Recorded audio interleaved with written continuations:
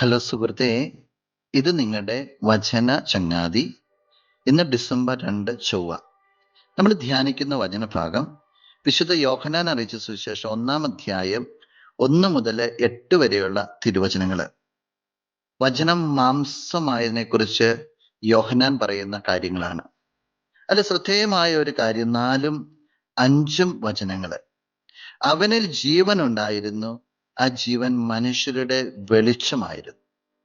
ഇപ്പൊ ഈശോയെ കുറിച്ച് പറയുകയാണ്, മനുഷ്യരുടെ വെളിച്ചമായി വരുന്ന ക്രിസ്തു.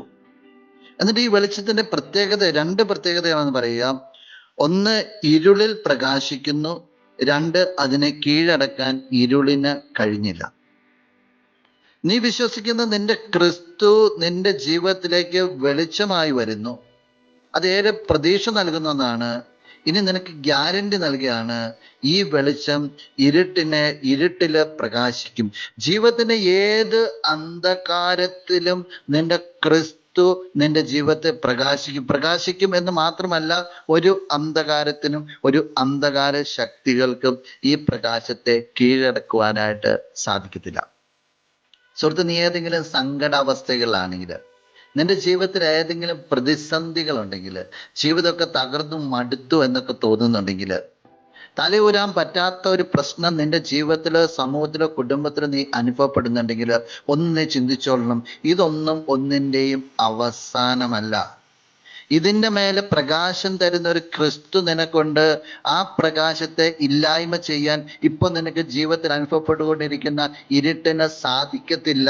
അവൻ അതിൻ്റെ മേലെ പ്രകാശിക്കും. നിന്റെ ജീവിതത്തിലെ പ്രകാശം കൊണ്ടുവന്നിരിക്കും. ക്രിസ്മസിന് വേണ്ടി ഒരുങ്ങുമ്പോൾ ഏറെ പ്രതീക്ഷ നൽകുന്ന ഒരു ചിന്തയാണിത്. നിന്റെ ജീവിതത്തിന്റെ ഇരുട്ടില്, നിന്റെ കുടുംബത്തിന്റെ ഇരുട്ടില്, നിന്റെ ജീവിതത്തിന്റെ പ്രതിസന്ധികളിൽ ക്രിസ്തു പ്രകാശിക്കും.